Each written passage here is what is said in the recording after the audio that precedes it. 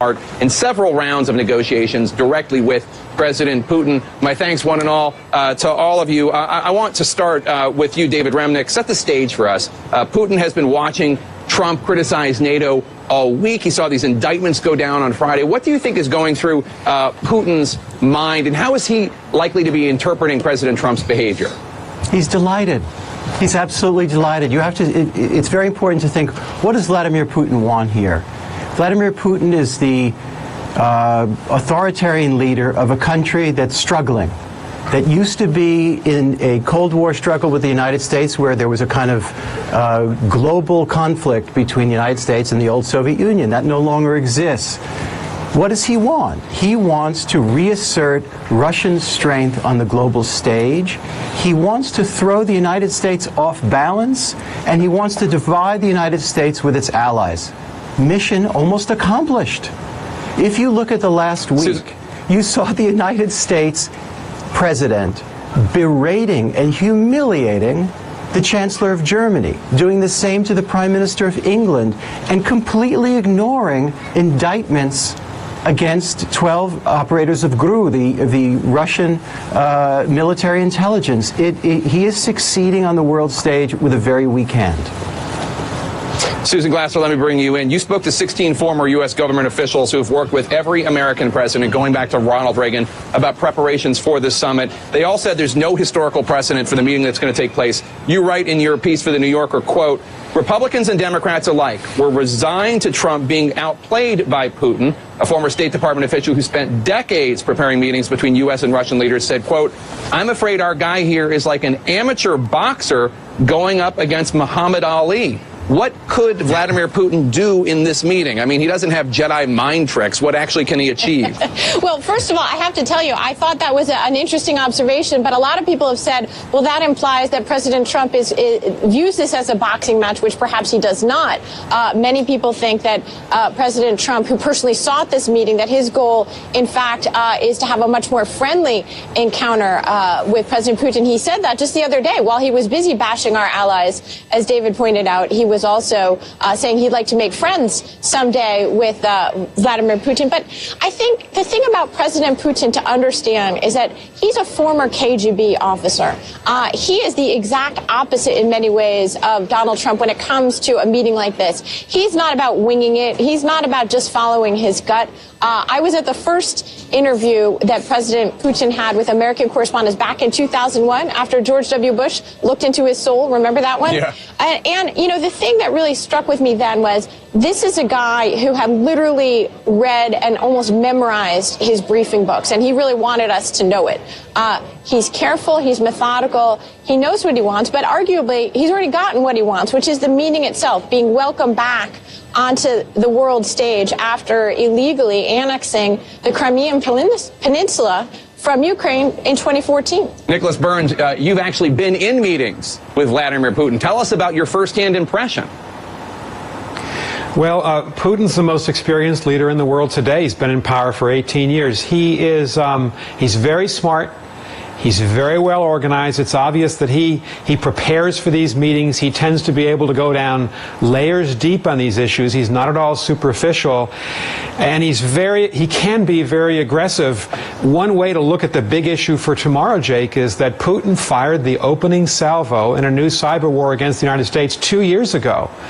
And there has not been a response by President Trump. There's been no acknowledgement of it. No pushback by the president, no warning to Putin, and I think that's the big question for tomorrow. Can the president finally respond? Putin's going to be prepared.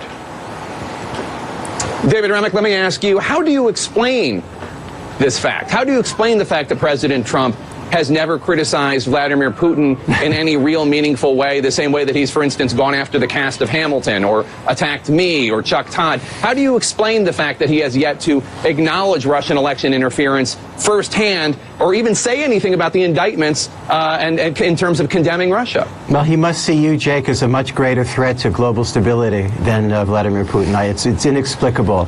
And I don't think, I'm not ready to leap to the conclusion that somehow that this is a meeting between a controller, a KGB controller, and his agent. That I think is leaping way beyond the evidence. But I do think that it is a combination of, you have a president of the United States that's interested in one thing above all, and that's domestic politics. Domestic politics.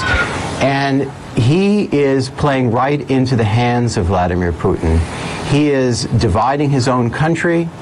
He is dismissing threats to his own country when it comes to Russia. He is completely misreading what's going on in the globe, all to create greater and greater support among his base. He is creating a hero out of Vladimir Putin among a kind of cultural conservatives. This is inexplicable to me. It is, you know, what Donald Trump does on a day-to-day basis, we struggle to explain on programs like this or in the New Yorker or the New York Times or wherever. But there are some days where you have to throw up your hands and say, what the hell is going on? And that's what leads to, I think, part of the deep suspicion against him. It is sometimes beyond explanation. But the effects, Susan Glasser, the effects on our foreign policy are deeply, deeply destructive. Susan Glasser, I want to show some images from a meeting that President Putin had with Angela Merkel in terms of showing how he uses power plays to exert dominance. President Trump, of course, is well known for his handshake where he does this kind of thing. But look at these images. Angela Merkel has a well-known fear of dogs. And this is in 2007, Russian President Vladimir Putin bringing his dog, which looks like a stand-in for Cujo, to a meeting with Merkel. Look at her. She looks absolutely terrified. Do we expect that he could try to do something like that? Obviously, he's not going to bring his dog here to Helsinki, but that he could try to do something like that with President Trump? Well, you know, look, I think that both Putin and Trump have gone out of their way to suggest that what they want is not pictures of each other cowering in fear, but quite the opposite, that this is a summit that was arranged by both of them with the goal of making nice. Remember that it was Donald Trump who actually invited President Putin to have this meeting back at the famous do not congratulate phone call in March, when he actually did congratulate President Putin for his re-election victory. And actually... Re-election. Personally encouraging Trump to actually go ahead and schedule the meeting.